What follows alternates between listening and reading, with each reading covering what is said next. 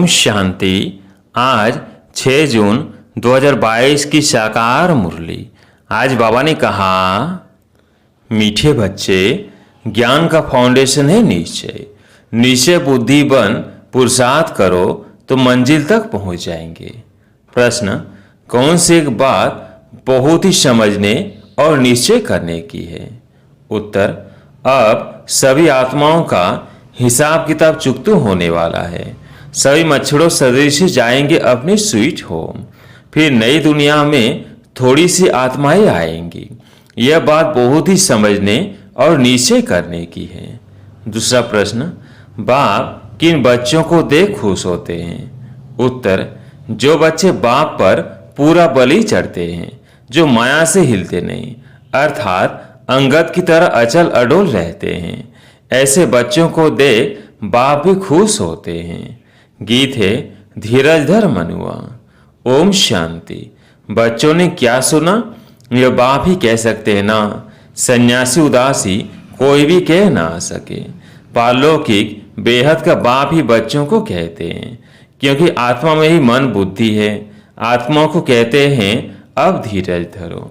बच्चे जानते हैं यह बेहद का बाप सारी दुनिया को कहते हैं धीरज धरो। अब तुम्हारे सुख शांति के दिन आ रहे हैं।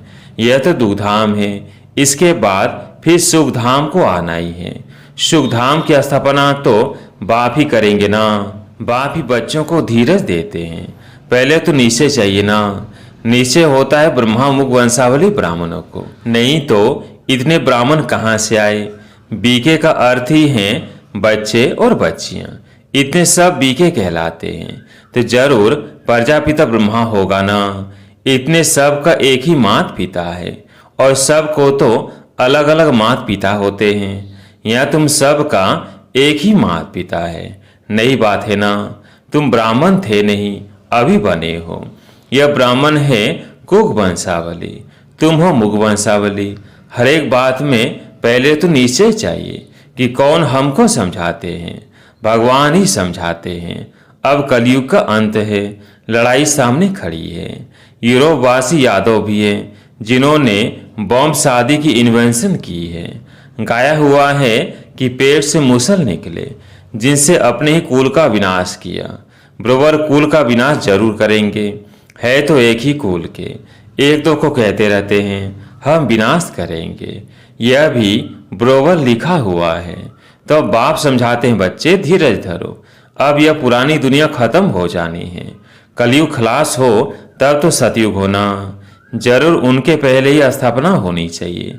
गाया भी जाता है ब्रह्मा के द्वारा स्थापना, शंकर द्वारा विनाश। पहले स्थापना करेंगे, फिर जब स्थापना पूरी हो जाती है तब विनाश होता है। स्थापना हो रही है, यह है ही न्यारा मार्ग, जो कोई भी समझते नहीं है। कोई ने कभी सुना ही नहीं, तो समझते हैं जैसे और मठ पंथ होते हैं, वैसे यह भी बीके का है। उन विचारों का कोई दोष नहीं है। कल पहले भी ऐसे विघ्न डाले थे। यह है ही रुद्र ज्ञान यज्ञ। रुद्र कहा जाता है शिव को। वही राजयोग सिखलाते हैं, जिसको प्राचीन सहज राजयोग कहा जाता है। प्राचीन का भी अर्थ समझते नहीं हैं। इस संगम युग की बात है। पतित और पावन तो संगम हुआ ना। सतयुग आदि में है ही एक धर्म, वो है आसुरी संप्रदाय।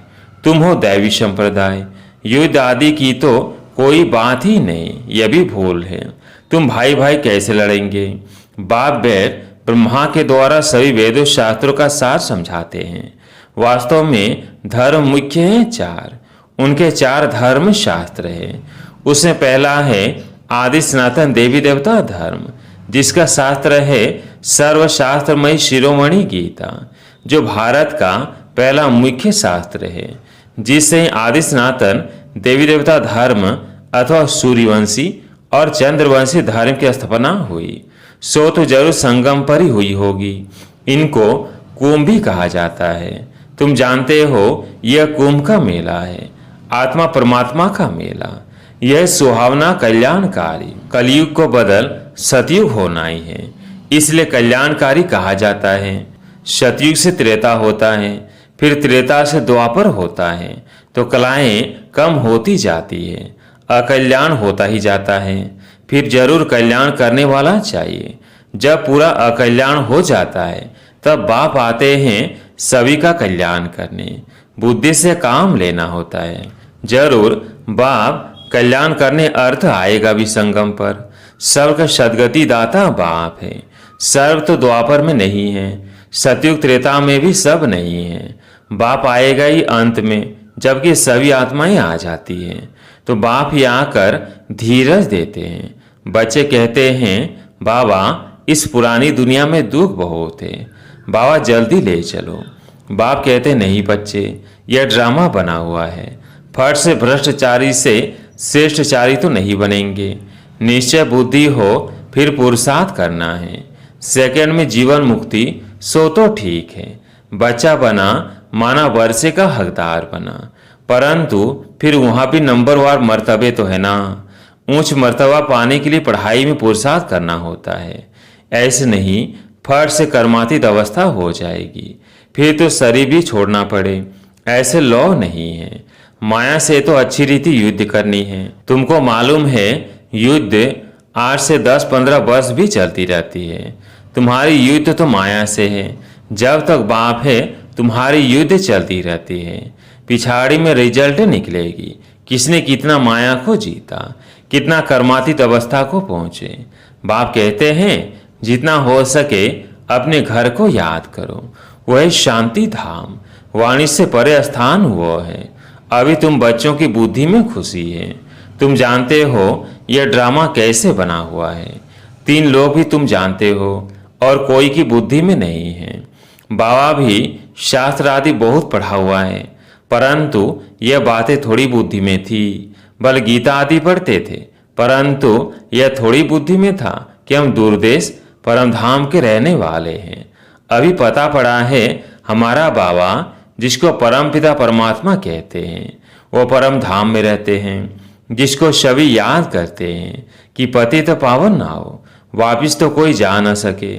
जैसे भूल भुलैया का खेल होता है ना, जहां से जाओ दरवाजा सामने आ जाता है, निशाने पर जा नहीं सकते। थक जाते तो फिर रड़ी मारते हैं, कोई रास्ता बतावे। यहाँ भी भल कितने भी वेद शास्त्र पढ़ो, तीर्थ यात्रा पर जाओ, कुछ भी पता नहीं कहाँ हम जाते हैं। सिर्फ कह देते हैं कि फलाना ज्योति ज्योत में समाया। बाप कहते हैं कोई वापिस जा नहीं सकते। नाटक जब पूरा होने पर होता है तो सभी एक्टर्स स्टेज पर आ जाते हैं। यह कायदा है। सभी उस ड्रेस में खड़े हो जाते हैं। शव को मुंह दिखाकर फिर कपड़ा आदि बदल या भागा घर, फिर से वही पार्ट रिपीट करते हैं। यह फिर है बेहद का नाटक। अभी तुम देही अभिमानी बनते हो, जानते हो हम आत्मा ये शरीर छोड़ दूसरा लेंगे। पुनर्जन्म तो होते हैं ना। 84 जन्म में 84 नाम हमने धारण किए हैं। अब यह नाटक पूरा हो गया है। सबकी जर्जरीभूत अवस्था है। अब फिर से रिपीट होगा। वर्ल्ड की हिस्ट्री ज्योग्राफी फिर से रिपीट होती है। तुम जानते हो अब हमारा पाठ पूरा होगा, फिर वापिस जाएंगे। बाप का फरमान भी कोई कम थोड़ी है। पतित पावन बाप बैठ समझाते हैं, बच्चे तुमको बहुत सहज उपाय बतलाता हूँ। उठते बैठते चलते यह दिल में रखो कि हम एक्टर हैं। 84 जन्म अब पूरे की हुए 84 जन्म अब पूरे हुए हैं। अब बाप आया है गोल गोल बनाने, मनुष्य देवता बनाने। हम पतितों को पावन बना रहे हैं। पति से पावन हम अनेक बार बने हैं और बनेंगे। हिस्ट्री ज्योग्राफी रिपीट होगी। पहले तो देवी देवता धर्म वाले हो आएंगे। अभी सैंपलिंग लग रहा है। हम है ही गुप्त। हम शिरोमणि आदि क्या करेंगे? हमको अंदर नॉलेज है, अंदर खुशी होती है। हमारे देवी देवता धर्म अथवा झाड़ के पत्ते जो हैं वो सब धर्म भ्रष्ट कर्म भ्रष्ट हो गए हैं। यही भारतवासी धर्म कर्म श्रेष्ठ थे। कई माया पाप नहीं कराती थी। पुण्य आत्माओं की दुनिया थी। वहाँ रावण होता ही नहीं। वहाँ कर्म अकर्म हो जाते हैं। फिर रावण राज्य में कर्म विकर्म होना शुरू हो जाता है। वहाँ तो विकर्म हो न सके, कोई भ्रष्टाचारी हो ना सके। तुम बच्चे योग बल से विश्व के मालिक बनते हो सीमत पर। बाहुबल से तो कोई विश्व का मालिक बन न सके। तुम जानते हो ये अगर आपस में मिल जाए तो विश्व के मालिक बन सकते हैं, परंतु ड्रामा में पार्टी नहीं है। दिखाते हैं दो बिल्ले लड़े, माखन बीच में बंदर खा गया। साक्षात्कार भी करते हैं कृष्ण के मुख में माखन। ये सृष्टि का राज्य रूपी माखन मिलता है। बाकी लड़ाई है यौवनों और करोड़ों की, सो तो देखते ही हो। अखबार में पढ़ा फलानी जगह इतनी बड़ी हिंसा हुई तो झट कोई न कोई को मार देंगे। भारत में तो पहले एक ही धर्म था, फिर दूसरे धर्मों का राज्य कहाँ से आया? क्रिश्चियन पावरफुल थे तब उन्होंने राज्य किया। अब वास्तव में सारी दुनिया पर रावण ने कब्जा किया हुआ है। यह है फिर गुप्त बात, शास्त्रों में थोड़ी यह बात है। बाप समझाते हैं यह विकार तुम्हारे आधा कल्प के दुश्मन है, जिस द्वारा तुम आदि मध्य अंत दुख पाते हो। इसलिए सन्यासी भी कहते हैं काक बिष्टा समान सुख है।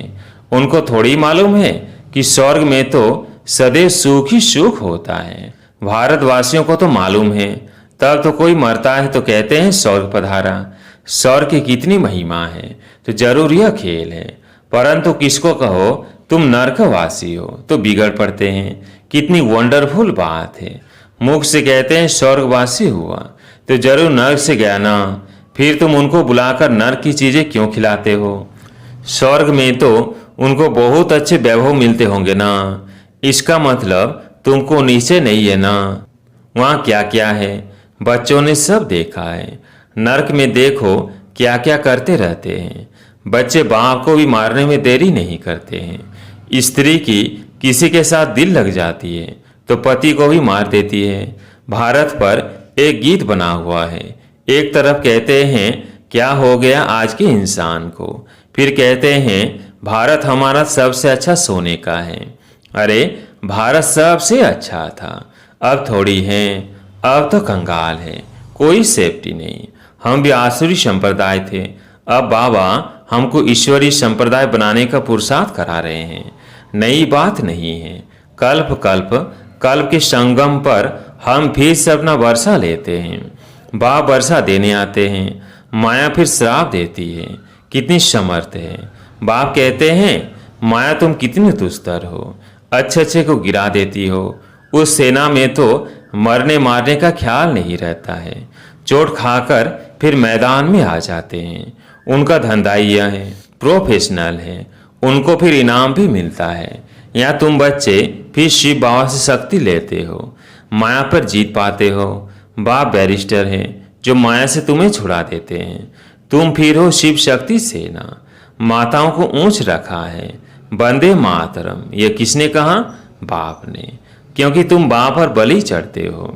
बाबा खुश होते हैं, ये अच्छा खड़ा है, हिलता नहीं है। अंगद का मिसाल है ना, उनको रावण हिला नहीं सकता। ये अंत के समय की बात है। अंत में वो अवस्था होनी है, उस समय तुमको बहुत खुशी होती है। जब तक विनाश ना हो, धरती पवित्र नहीं बने, तब तक तो देवताएं आ ना सके। भंबोर को आग जरूर लगनी है। सभी आत्माओं को हिसाब किताब चुकतू कर मच्छरों मिसल स्वीट होम वापिस जाना है। मच्छर कितने करोड़ों मरते हैं, इसलिए गाया जाता है राम गयो रावण गयो। वापिस तो जाना है ना, फिर तुम आएंगे नई दुनिया में, वहाँ बहुत थोड़े होंगे। ये समझने और निश्चय करने की बातें हैं। ये नॉलेज बाबा ही दे सकते हैं। अच्छा, मीठे मीठे सिकिल्दे बच्चों प्रति माता पिता बाप दादा का याद प्यार और गुड मॉर्निंग। रूहानी बाप की रूहानी बच्चों को नमस्ते। हम रूहानी बच्चों की रूहानी बाप दादा को याद प्यार गुड मॉर्निंग नमस्ते नमस्ते। धारणा के लिए मुख्य सार। पहला पॉइंट, उठते बैठते चलते अपने को एक्टर समझना है। दिल में रहे हमने 84 जन्मों का पाठ पूरा किया, अब घर जाना है, देही अभिमानी हो रहना है। दूसरा पॉइंट, निश्चय बुद्धि हो, कांटों से फूल बनने का पुरुषार्थ करना है। माया से युद्ध कर विजयी बन कर्मातीत बनना है। जितना हो सके अपने घर को याद करना है। आज प्यारे मीठे बाबा का वरदान, अपने हल्केपन की स्थिति द्वारा हर कार्य को लाइट बनाने वाले बाप समान न्यारे प्यारे भव। अपने हल्केपन की स्थिति द्वारा हर कार्य को लाइट बनाने वाले बाप समान न्यारे प्यारे भव। मन, बुद्धि और संस्कार, आत्मा की जो सूक्ष्म शक्तियां हैं, तीनों में लाइट अनुभव करना, यही बाप समान न्यारे प्यारे बनना है। क्योंकि समय प्रमाण बाहर का तमो प्रधान वातावरण मनुष्य आत्माओं की वृत्तियों में भारीपन होगा। जितना बाहर का वातावरण भारी होगा, उतना आप बच्चों के संकल्प, कर्म, संबंध लाइट होते जाएंगे और लाइटनेस के कारण सारा कार्य लाइट चलता रहेगा। कारोबार का प्रभाव आप पर नहीं पड़ेगा। यही स्थिति बाप समान स्थिति है। स्लोगन: इसी अलौकिक नशे में रहो वारे में, तो मन और तन से नेचुरल डांस होती रहेगी।